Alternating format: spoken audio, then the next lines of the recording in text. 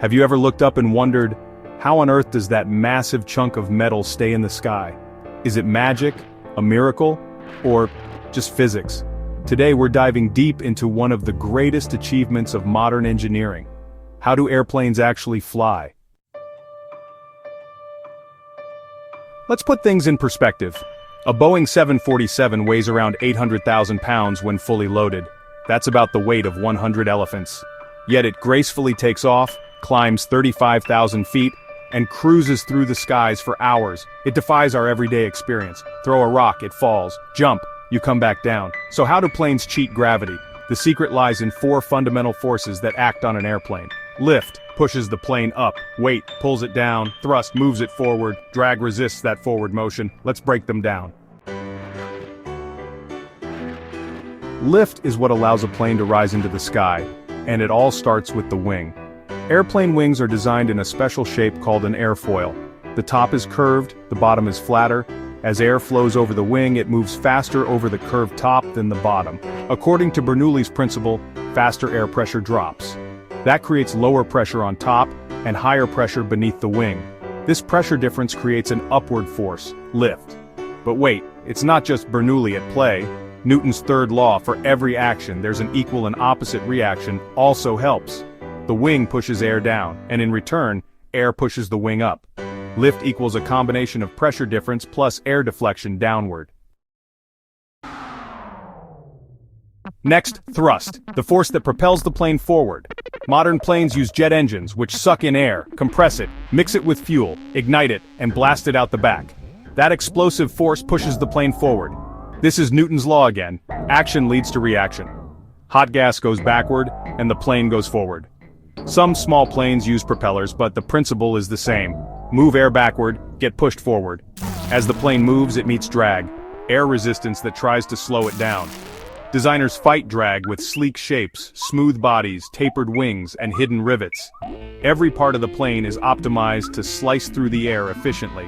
Because the more drag there is, the more thrust is needed to overcome it. And of course, there's weight, the force of gravity pulling everything toward Earth. Airplanes must generate enough lift to balance or overcome this weight. That's why the distribution of weight, fuel, cargo, passengers, is carefully calculated. Too much weight? The plane won't take off. Okay, so we know how a plane flies. But how does a pilot control it? Planes have 3 axes of motion. Pitch. That's when the nose goes up or down, and it's controlled by elevators on the tail. Roll, where the wings tilt, managed by ailerons on the wings. And yaw, which is the nose moving left or right, controlled by the rudder. These surfaces adjust airflow, letting the pilot steer in 3-dimensional space. If you look closely at a wing during takeoff or landing, you might see those moving parts. Flaps and slats increase lift at slower speeds.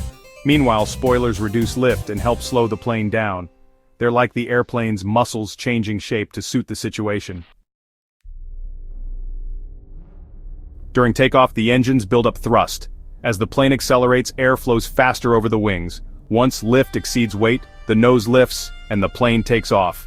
That exact speed is called V1, the go/no-go speed. Beyond that, there's no turning back. At cruising altitude, planes glide through thin air to reduce drag and save fuel. Autopilot systems keep the plane steady, adjusting for wind, pressure, and turbulence. It may look peaceful, but it's an ongoing dance of physics keeping the plane balanced.